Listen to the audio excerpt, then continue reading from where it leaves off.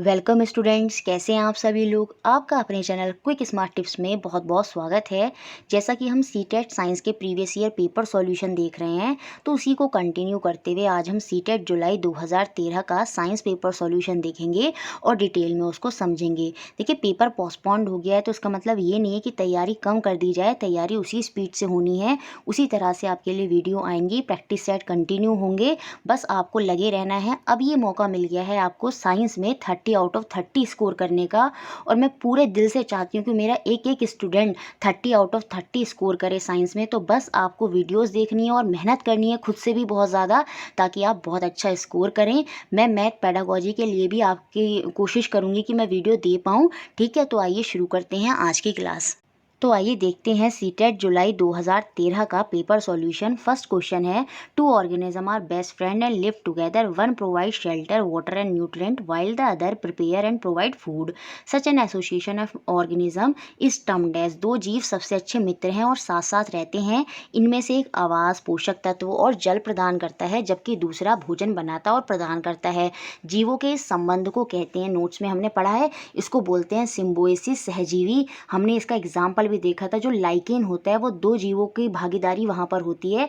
एक आपका कवक होता है, फंगाई होता है, दूसरा आपका शैवाल होता है, एल्गी होता है। जो शैवाल होता है वो तो फूड को प्रिपेयर करता है, क्योंकि वो फोटोसिंथेसिस में खाना बनाता है, तो वो फूड प्रोवाइड करता है किसको, आपके कवक को। और कवक जो फंगाई होती है वो क्या करती है, वो उसको रहने का स्थान, पानी और न्यूट्रिएंट देती है। तो इस तरह से उनके बीच में रिलेशनशिप हो जाता है, और वो रिलेशनशिप क्या कहलाता है, आपका सिम्बोयसिस रिलेशनशिप कहलाता है, सहजीवन कहलाता है। तो ऑप्शन नंबर 4 यहाँ पर बिल्कुल सही है। Next question, question number second, in the elementary kanal the swallowed food move downward because of. आहार नाल जो हमारी पाचन नली है उसमें निगला गया भोजन नीचे की ओर गति करता है, क्योंकि जो हमारी वॉल होती है फूड पाइप की, वो संकुचन करती है, वो कॉन्ट्रैक्ट करती हैं उसकी मसले, जिसकी वजह से जब वो सिकुड़ती हैं तो जो भोजन है वो नीचे की ओर खिसकना शुरू कर देता है और हमारे स्टमक, हमारे आमाशय में पहुंच जाता है। तो ऑप्शन नंबर 1 यहाँ पर बिल्कुल सही है। The contraction of muscles in the wall of food pipe. जो ग्रास नली, हमारी ग्रासिका है, उसकी भित्ति की जो पेशियां होती हैं, जो मसल्स होती हैं, वो क्या करती हैं, कॉन्ट्रैक्शन करती हैं, संकुचन करती हैं, और यही कारण होता है जो फूड होता है वो नीचे की ओर खिसक जाता है। तो ऑप्शन नंबर 1 यहाँ पर सही है। Next question, question number 3, frog and earthworms breathe through their skin because of which the skin of the organism is. मेंढक और केचुआ दोनों अपनी त्वचा से श्वसन करते हैं। यही कारण है कि इन दोनों जीवों की जो त्वचा होती है वो कैसी होती है, वो मॉइस्ट और स्लिमी होती है, आर्द्र और श्लेष्म होती है। स्लिमी का मतलब होता है चिपचिपी सी होती है। इनकी स्किन मॉइस्ट जो होती है वो इसलिए होती है ताकि ये आसानी से ऑक्सीजन को एब्जॉर्ब कर लें। अगर ड्राई होगी और रफ होगी तो ये ऑक्सीजन को एब्जॉर्ब नहीं कर पाएंगे। तो ऑप्शन नंबर डी यहाँ पर सही है। Next question, question number 4, the step required for the conservation of kitchen garbage into manure are given below in the jumbled form. The correct sequence of these steps is. रसोई घर के कचरे को खाद में परिवर्तित करने के लिए कुछ चरण जो कि सही क्रम में नहीं है नीचे दिए हैं, और अब हमें इन चरणों को सही क्रम में लगाना है। देखिए, सबसे पहले हम एक पिट को खोदते हैं, गड्ढे को खोदते हैं, और उसकी जो तली होती है, उसका जो बेस होता है, उसमें हम सैंड डाल देते हैं। और चारों ऑप्शन में बी पहले दे रखा है, तो बी तो पहले होगा ही। Cover the bottom of the pit with sand. जो इसका गड्ढे का पिट का तली है, नीचे बॉटम वाला हिस्सा है, उसमें हम सैंड को डालेंगे। उसके बाद हम क्या करेंगे, उसमें कचरे को डालेंगे। Put the garbage in the pit. कचरे को गड्ढे में डालेंगे, और उसके बाद हम क्या करते हैं, उसमें वॉर्म्स डालते हैं, केचुए को गड्ढे में डालते हैं। और सबसे लास्ट में हम क्या करेंगे, गड्ढे को जो है घास अथवा टाट के बोरे से पोला रखकर ढकेंगे। Cover the pit loosely with grass और गनी बैग। तो यहाँ पर जो आंसर हो जाएगा आपका ऑप्शन नंबर सी हो जाएगा, या 3 हो जाएगा। सबसे पहले बी आया, उसके बाद हमने गार्बेज को डाला, उसके बाद हमने वॉर्म्स को, केचुओं को डाला जो उसे मैन्योर में कन्वर्ट करेंगे, और सबसे लास्ट में सी हो जाएगा, जब हम पिट को लूजली ग्रास के साथ या फिर गनी बैग के साथ कवर कर देंगे। तो ऑप्शन नंबर 3 यहाँ पर सही है। नेक्स्ट क्वेश्चन, क्वेश्चन नंबर 5, और ये सारे रिपीटिशन क्वेश्चन ही आते हैं न्यूमेरिक के। इस तरह का क्वेश्चन हमने पहले भी किया है। देखिए, 4-5 तरह के क्वेश्चन सीटेट में है न्यूमेरिक में। एक एवरेज स्पीड का हो गया, एक आपका टाइम पीरियड का हो गया, फ्रीक्वेंसी का हो गया, और एक आपका वो फ्रिक्शन लेस वाला आता है। तो कुछ इस तरह के क्वेश्चन है, अलग से मैं सीरीज़ में भी करा दूंगी सारे न्यूमेरिक, आप परेशान मत होना। तो न्यूमेरिक को लेकर आपको चिंता नहीं करनी है, आप सीधा सा करके आएंगे। While going for a picnic, a student noted the reading on the odometer on the bus after every 10 minute. That till the end of journey. Later on he recorded the reading in a table shown below. कुछ इस तरह से उसने table बना ली। The average speed of the bus in the entire journey in meter per second. यहाँ पर metre per second में पूछिए, जबकि जो ओडोमीटर की रीडिंग है वो किलोमीटर में। इस चीज़ का ध्यान रखना है। पिकनिक जाते समय किसी छात्र ने यात्रा समाप्त होने तक बस के ओडोमीटर पर पाठ्यांक प्रत्येक 10 मिनट के पश्चात नोट किया। अंत में उसने इस पाठ्यांक के नीचे दर्शाया सरणी को, इस तरह से सरणी में उसने उसको बना लिया। बस की समस्त यात्रा की मीटर प्रति सेकंड में औसत चाल बतानी है। अब एक क्वेश्चन देखिए ये भी बन सकता है कि वो किलोमीटर, ये अपना डिस्टेंस किस में देख रहा है, ऑडोमीटर में देख रहा है। तो क्वेश्चन ये भी बन सकता है कि दूरी किस में देखी जाती है, अगर कोई बस है या कार है तो वो ऑडोमीटर में देखी जाती है। अब देखिए 8 से चला 9 तक चला, तो टोटल समय तो आपका कितना हो जाएगा, 1 घंटा हो जाएगा। और एवरेज स्पीड यहाँ पर पूछ रहा है। एवरेज स्पीड का फॉर्मूला कितना हो जाएगा, distance upon time, total distance upon total time. Total distance हम निकालेंगे, टोटल टाइम तो हमें पता चल गया 8 से 9 1 घंटा हो गया। अब ज़रा हम टोटल डिस्टेंस निकाल लेते हैं। स्टार्टिंग में रीडिंग इतनी थी और लास्ट में रीडिंग इतनी है, और इन दोनों को माइनस कर देंगे तो हमारा क्या आ जाएगा, ऑडोमीटर की रीडिंग के अकॉर्डिंग पता चल जाएगा वो कितनी किलोमीटर चली है। 78806 में से 78752 माइनस करेंगे, 6 में से 4 2, 10 में से 5 5, कैरी हो गया तो ये तो 0 हो जाएगा। तो यहाँ पर हमारा 54 हो जाएगा, और समय तो हमारा 1 था। अब ये आंसर 54 किलोमीटर पर आवर हो गया। तो बहुत से बच्चे मीटर पर सेकंड को याद नहीं रखेंगे और ऑप्शन नंबर 4 सही कर जाएंगे, लेकिन यहाँ पर इसको बदलना है किसमें, मीटर पर सेकंड में। और जब बड़े से छोटे में कन्वर्ट करते हैं, किलोमीटर से मीटर में कन्वर्ट करते हैं, तो 5/18 से हम उसकी मल्टीप्लाई कर देते हैं, और जब बड़े से छोटा कर देते हैं तो 18/5 होता है। ये बात भी आप याद रखिए। तो यहाँ पर 18 3 ज़ा 54 और 3 5 ज़ा 15। तो हमारा जो चाल है, जो एवरेज स्पीड है वो कितनी हो गई, 15 मीटर पर सेकंड हो गई। ऑप्शन नंबर 1 यहाँ पर बिल्कुल सही है। Next question number 6। मिरर से तो क्वेश्चन आना ही आना है। You are provided with a concave mirror, concave lens, convex mirror and convex lens to obtain an enlarge image of an object. You can use either. आपको अवतल दर्पण, अवतल लेंस, उत्तल दर्पण, उत्तल लेंस प्रदान किया जाता है किसी बिंब का विवर्धित प्रतिबिंब प्राप्त करने के लिए। विवर्धित माने बड़ा प्रतिबिंब प्राप्त करने के लिए आप उपयोग कर सकते हैं या तो हम यूज़ करेंगे कॉनकेव मिरर, या फिर हम यूज़ करेंगे कॉन्वेक्स लेंस। और ये मैंने काफ़ी बार समझाया, तो ऑप्शन नंबर डी यहाँ पर बिल्कुल सही होगा। नेक्स्ट क्वेश्चन नंबर 7, और इसको हमने प्रैक्टिस सेट में किया है। Select from the following a set of kharif crops. Kharif फसलों के सेट से निम्नलिखित का चयन करना है कि कौन सी हमारी गर्मी की फसल है। खरीफ क्रॉप कौन सी होती है, हमारी समर क्रॉप, जो हमारी जून या जुलाई के समय बोई जाती हैं, और नवंबर और अक्टूबर के समय उनको हम हार्वेस्ट कर लेते हैं, उनकी कटाई हो जाती है। और जो रावी क्रॉप्स होती हैं वो हमारी नवंबर दिसंबर के टाइम, जाड़ों की जो क्रॉप्स होती हैं जैसे गेहूँ वगैरह होती हैं, तो वो उस टाइम बोई जाते हैं, और मार्च और अप्रैल के टाइम में उनकी कटाई हो जाती है। तो यहाँ पर गर्मी समर क्रॉप की बात हो रही है, तो ऑप्शन नंबर बी यहाँ पर बिल्कुल सही होगा। धान, मक्का, कपास, सोयाबीन, ये सारी की सारी आपकी खरीफ फसलें हैं। ग्राउंडनट जो मूंगफली होती है वो भी आपकी गर्मी की ही फसल है, याद रखिए। इनके नाम आपको याद भी रखने हैं, पैडी, मेज, कॉटन, सोयाबीन याद रखिए, ग्राउंडनट याद रखिए, कॉटन अलग से पूछा गया है, कपास, तो कपास भी आपकी खरीफ क्रॉप ही है। बाकी देखिए जो लाइन सीड होती है, पी होती है, ये आपकी रावी क्रॉप्स हैं। और आपकी यहाँ पर कोई दे रखी है, देखिए वीट दे रखा है, वीट आपकी रावी क्रॉप है। गेहूँ, जो सरसों है, मस्टर्ड है, ये भी आपकी जाड़ों की क्रॉप है, ये भी रावी क्रॉप है। तो रावी क्रॉप भी आप याद रखिए। तो यहाँ पर जो आंसर है वो ऑप्शन नंबर बी है। Next question number 8। Study the following statement about the effect of weed on the crop plant. The correct statement are. फसली पौधों पर जो खरपतवार होती है उसके प्रभाव के विषय में कुछ कथन दिए जिनका अध्ययन कीजिए, और यहाँ पर हमें सही कथन को बताना है। देखिए जो खरपतवार होती है, जो वीड होती है, जो हमारी फसल होती है, उसमें जो अननेसेसरी के पौधे वगैरह घास फूस उग जाती है, वो आपकी खरपतवार होती है, और वो हमारी फसल को बहुत नुकसान पहुंचाती है क्योंकि वो उनके पोषक तत्वों को लेने लगती है। ठीक है। They help crop plant to grow healthily, ये तो बिल्कुल गलत हो जाएगा। ये फसली पौधों की आरोग्य वृद्धि में सहायता करते हैं, नहीं, ये तो और उन्हें नुकसान पहुंचाते हैं।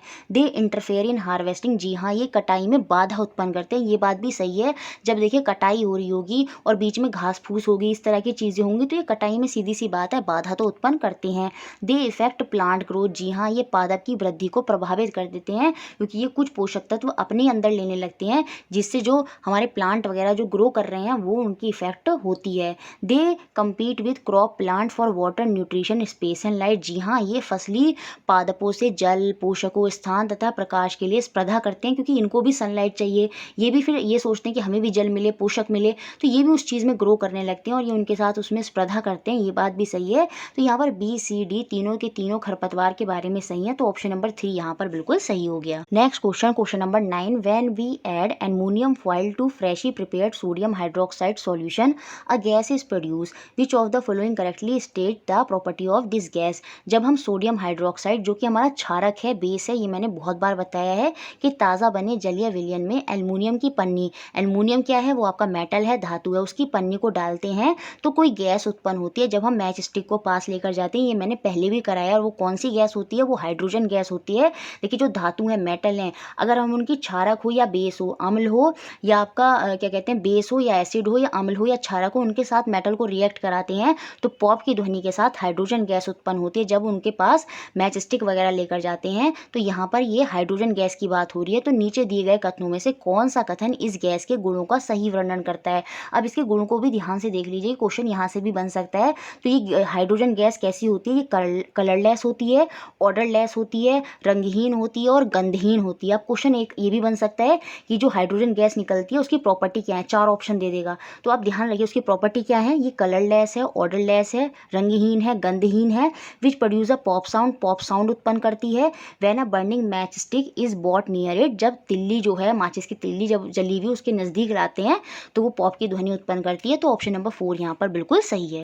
Next question number 10, aqueous solution of which of the following oxide will change the colour of blue litmus to red. ये हमने पहले भी किया है। नीचे दिए गए ऑक्साइडों में से किसका जलीय विलयन नीले लिटमस का रंग जो है वो लाल कर देगा। अब यहाँ पर ध्यान रखने वाली बात है, देखिए जो मेटल होते हैं, जो धातु होते हैं ना, वो बेसिक ऑक्साइड होते हैं, क्षारक होते हैं। क्षारक जो होते हैं वो लाल का नीला करते हैं, लेकिन जो नॉन मेटल होते हैं ना, वो आपके एसिडिक ऑक्साइड होते हैं। इसका मतलब वो ब्लू लिटमस को रेड करेंगे, क्योंकि जो एसिड होते हैं वो ब्लू को रेड करते हैं। तो अब हमें यही पहचानना है कि कौन से मेटल हैं, कौन से नॉन मेटल हैं। अब ऐसा नहीं है मेटल और नॉन मेटल की बात होती है तो आप सारे मेटल नॉन मेटल देखने बैठ जाएं, नहीं, कुछ ही की बात हुई है एनसीईआरटी में, बार बार वही रिपीट होते हैं। Sodium hydroxide, sodium chloride, copper, magnesium, sulphur, इन सब की ही बात बार बार होती है। तो यही सब ध्यान में रखने हैं, एक्स्ट्रा और नहीं देखने। देखिए कॉपर आपका मेटल है, आयरन आपका धातु मेटल है, और जो मैग्नीशियम है ये भी आपका मेटल है। तो ये तीनों तो मेटल हैं, और जो धातु होते हैं वो क्षारक होते हैं, बेसिक होते हैं, तो वो तो रेड को ब्लू करेंगे,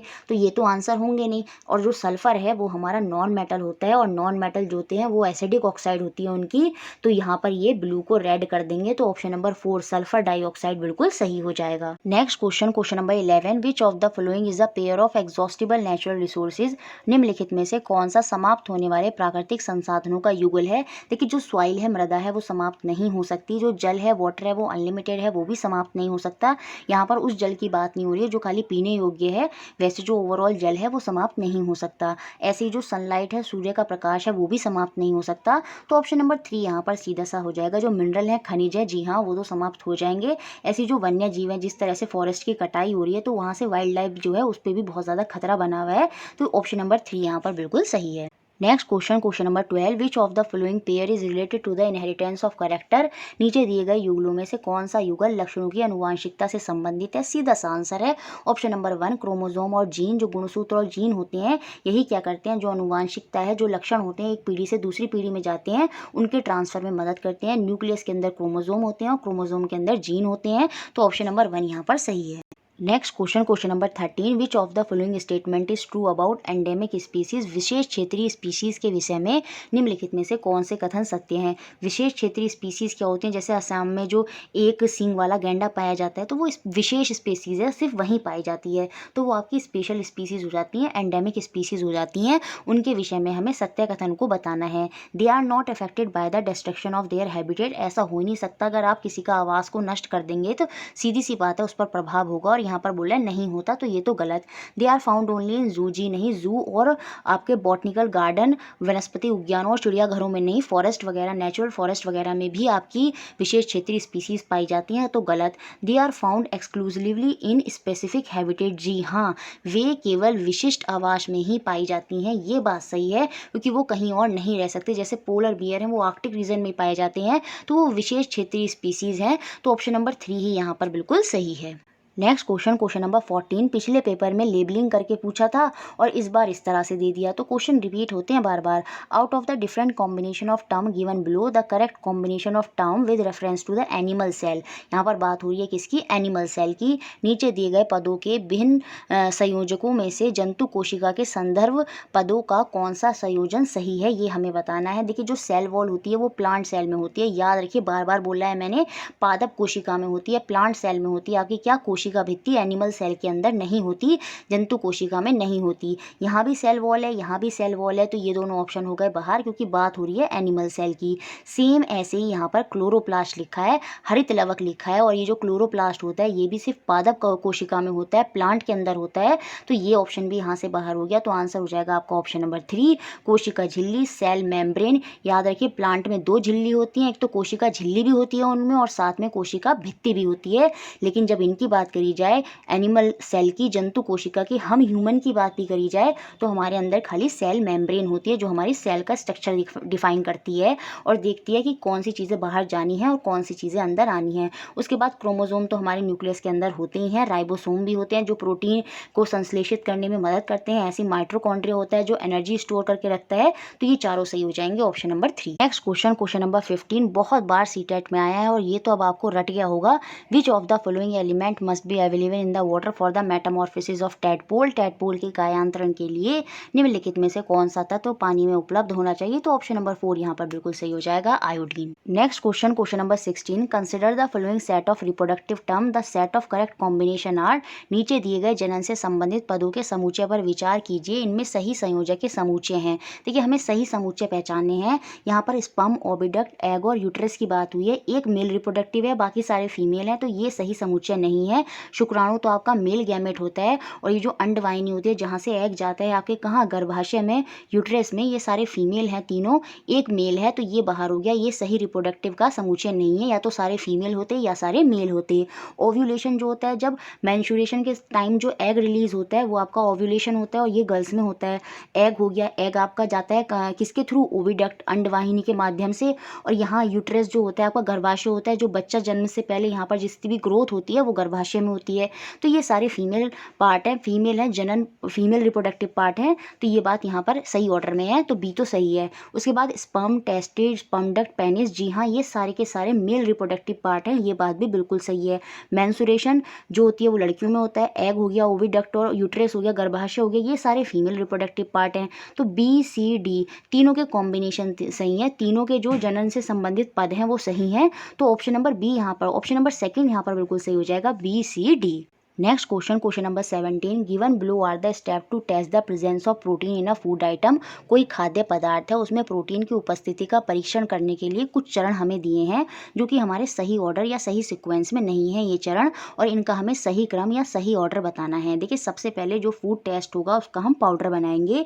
मेक द पेस्ट और powder of the food to be tested. परीक्षण किए जाने वाले खाद्य पदार्थ का पाउडर या पेस्ट बना लीजिए, सबसे पहले बी आ जाएगा। उसके बाद हम उसकी स्मॉल क्वांटिटी लेंगे उस फूड की, और उसको हम परख नली या टेस्ट ट्यूब में डालेंगे। उसके बाद हम 10 बूंदे किसकी डालेंगे, जल की, पानी की, और उसको अच्छे से हिलाएंगे, शेक करेंगे। तो बी के बाद हमारा ए आ जाएगा कि खाद्य पदार्थ में जो है वो परख नली में कुछ डालेंगे और 10 बूंद हम उसमें जल डाल के उसको अच्छे से हिलाएंगे। तो बी के बाद ए आ गया, वो हमारा बी सेकंड और थर्ड ऑप्शन में है। उसके बाद हम क्या करेंगे, add 2 drop of copper sulphate. याद रखिए पहले 2 बूंद कॉपर सल्फेट विलयन की मिलाई जाएंगी, तो पहले डी आएगा, तो ऑप्शन नंबर सेकंड यहाँ पर सही हो जाएगा। पहले बी आया, फिर ए आया, फिर डी आएगा, फिर सबसे लास्ट में सी आएगा। Add 10 drop of caustic soda solution to test tube and shake well. परख नली में 10 बूंद कास्टिक सोडा विलयन डालेंगे और भली भांति हिलाएंगे। उसके बाद जो कलर आएगा उससे हमें पता चल जाएगा कि उसमें प्रोटीन है या नहीं। तो याद रखिए पहले पाउडर बना, फिर उसमें क्या करा, उसको एक परख नली टेस्ट ट्यूब में डाला, फिर पानी डाला गया, फिर उसमें कॉपर सल्फेट की 2 ड्रॉप डाली गई और 10 ड्रॉप उसमें कास्टिक सोडा की डाली गई। तो ऑप्शन नंबर सेकंड यहाँ पर सही है। नेक्स्ट क्वेश्चन, क्वेश्चन नंबर 18, और ये भी मैंने काफ़ी बार बताया है। विच of the following term constitute the female part of flower. निम्नलिखित में से कौन से भाग फूल में महिला अंग कहलाते हैं, तो ऑप्शन नंबर बी यहाँ पर बिल्कुल सही है। स्टिग्मा, स्टाइल, ओवरी, वर्तिकाग्र, वर्तिका और अंडाशय, ये आपके फीमेल पार्ट होते हैं फ्लावर के। Next question, question number 19, how many muscles work together to move a bone.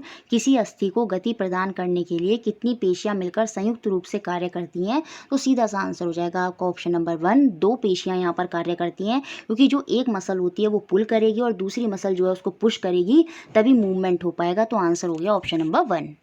Next question, question number 20, choose the set that represent only the biotic component of a habitat. उस set को चुनें जो केवल आवास में रहने वाले जैविक घटकों का प्रतिनिधित्व करता है। सीधी सी बात, बायोटिक कंपोनेंट की हुई है, जो लिविंग होंगे यहाँ पर, जो सांस वगैरह लेंगे, रेस्पिरेशन करेंगे। सॉइल यहाँ से बाहर हो जाएगा, वाटर यहाँ से बाहर हो जाएगा, रॉक यहाँ से बाहर हो जाएगा। ये अबायोटिक कंपोनेंट है, ये आपके अजैविक घटक हैं। तो ये तीनों बाहर हो गए। तो सीधा सा आंसर है आपका option number D. Aquatic plant जो है वो आपके किस हैबिटेट, कहाँ रहते हैं, वो जल में रहते हैं। और जो फिश होती है वो भी जल रहती है, उसका हैबिटेट जल है। फ्रॉग जो है वो लैंड और जल दोनों में रहता है। इंसेक्ट जो है वो मिट्टी वगैरह में रहते हैं। तो इन सबके हैबिटेट होते हैं। तो ऑप्शन नंबर डी यहाँ पर बिल्कुल सही है। तो ये थे हमारे कंटेंट के या टॉपिक के 20 क्वेश्चन। उसके अलावा जो 10 क्वेश्चन हमारे पेडागोजी के हैं, जुलाई 2013 के पेडागोजी के सॉल्व डिटेल में मैंने समझाए हैं।